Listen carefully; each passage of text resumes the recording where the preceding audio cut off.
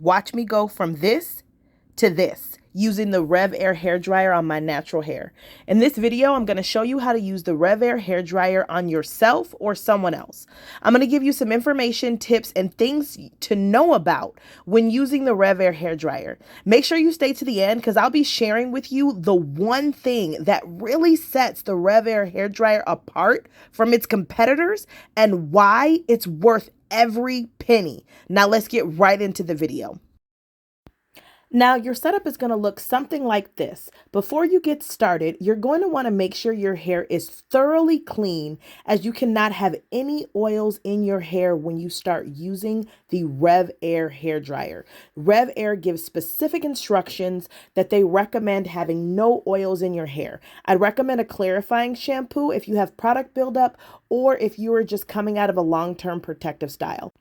Once you've sectioned off your hair into 4 large sections, you want to continue to section it off into smaller, workable sections. RevAir recommends doing about a 1-inch section of hair. Now, you got to determine whatever's going to work best for you and your situation. If you have fine hair, you may be able to get away with putting more hair into that 1-inch section. But if you have thicker hair, more coarse hair, you have a denser texture, then you may want to stick to the 1-inch recommendations, which is what I choose to do. There is a guide that comes with the RevAir dryer giving you recommendations and setting information, drying duration time based on your hair type and density. Now, the RevAir dryer is good for all hair types.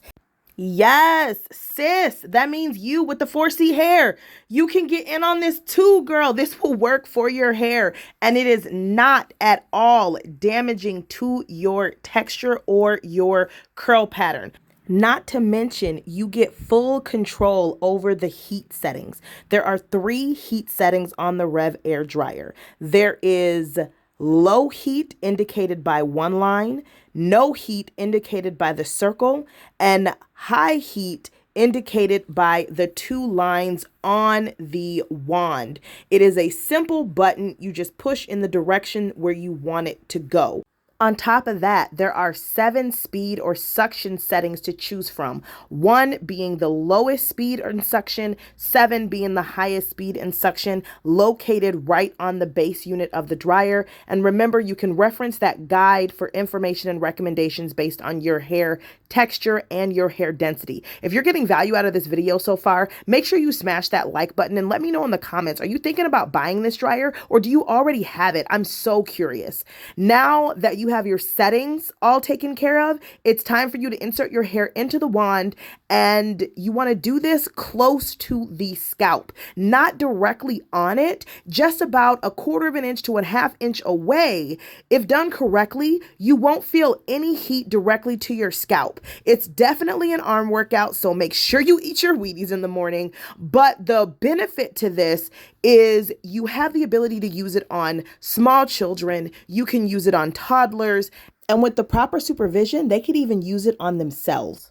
By the way, if we haven't met before, welcome to my channel. I'm Sinitria Beatty, owner of Spirals, Kinks, and Coils, LLC, a natural hair care salon. I do locks, natural hair, micro lock installation, and braids and extensions. I'm located in Minnetonka, Minnesota. Link in the description if you want to book. Shameless plug, back to the video. You want to follow the same process with the RevAir dryer when you are using it on someone else. So what you're seeing here, this is a male client of mine with type 3 hair, and the dryer was just as efficient on his hair. You guys are going to be able to see in a second here that there is some massive shrinkage that we were able to uncover. Now, my favorite thing about the RevAir hair dryer is that you can use it on hair in any state that it's in. So you can use it on your natural hair, and yes, it is okay for all 4 hair types, type 1, 2, 3, and 4. You can also use this dryer on locks, twists, braids. So yes, traditional locks. You can use it on micro locks. You can use it on sister locks. You can use it on braid locks. You could use it on wicks if you want to, as long as they'll fit in the dryer. I recommend if your hair is longer than an inch in width, you might not want to use this dryer for it. You can even use it to dry your box braids and your bundles. So yes, ladies, you can use this RevAir dryer to refresh your wigs after they have been washed. You can dry out those bundles and get them all ready to go for reinstallation. So it doesn't really matter if you're a stylist like me or a mom like me trying to tame the natural hair of your toddler.